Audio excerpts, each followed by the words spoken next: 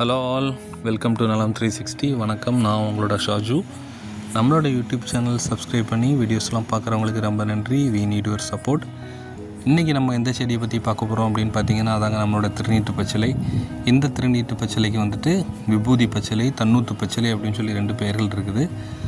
நம்மளுடைய முன்னோர்கள் வந்துட்டு விபூதி திருநீர் தயாரிக்கிறதுக்கு இந்த பச்சிலைகளை அவங்க மேபி யூஸ் பண்ணியிருந்திருக்கலாம். அதனால் கூட அந்த பெயர் வச்சுருக்கலாம் அப்படின்னு சொல்கிறாங்க. இதோட மருத்துவ பலன்கள் பார்த்திங்க அப்படின்னா, சரும பராமரிப்பு.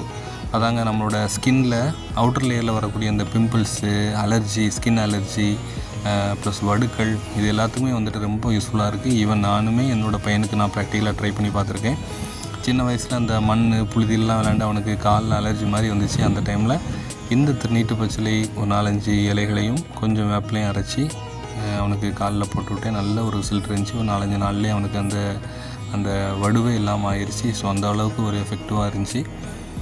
நெக்ஸ்ட்டு பார்த்திங்க அப்படின்னா, மூக்கடைப்பு தலைவலியால் அவதிப்படுறவங்க வந்து தூங்குறதுக்கு முன்னாடி இந்த திருநீட்டு பச்சிலையோட ஒரு 4-5 இலைகளை நீங்கள் பறித்து உங்களோட தலையணைக்கு அடியில் வச்சிட்டிங்க அப்படின்னா, ஸோ இதோட ஸ்மெல் வந்துட்டு நல்ல ஒரு ப்ளசண்ட் அரோமா அலோவர் யுவர் ஹெட் இருக்கும். நல்ல ஒரு பீஸ்ஃபுல் ஸ்லீப் கிடைக்கும். ஸோ கண்டிப்பாக ட்ரை பண்ணி பாருங்கள். குளிக்கிறதுக்கு முன்னாடி இந்த இலைகளை ஒரு 1/2 அன் ஹவர் முன்னாடி நீங்கள் குளிக்கிற தண்ணியில் போட்டு குளிச்சிங்க அப்படின்னா நல்ல ஒரு ஸ்மெல் இருக்கும். இதோட திருநீட்டு பச்சிலையோட இலைகள் தாங்க நமக்கு வந்துட்டு சப்ஜா சீடாக கிடைக்கிது. ஸோ அந்த சப்ஜா சீட் பார்த்திங்க அப்படின்னா கோடை காலத்தில் நம்மளோட பாடி வந்துட்டு ரொம்ப ஹீட் ஆகாமல் தடுக்க உதவுது.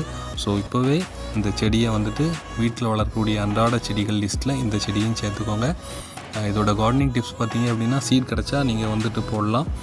எங்கேயாச்சும் போகும்போது இந்த வீடியோவில் பார்த்தீங்கன்னா தெரியும், அந்த செடி எப்படி இருக்குன்னு தெரியும்.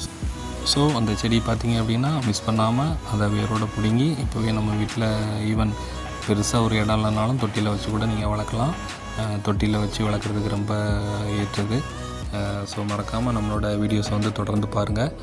நெக்ஸ்ட் வீடியோவில் மீட் பண்ணுறேன். Bye from Shaju.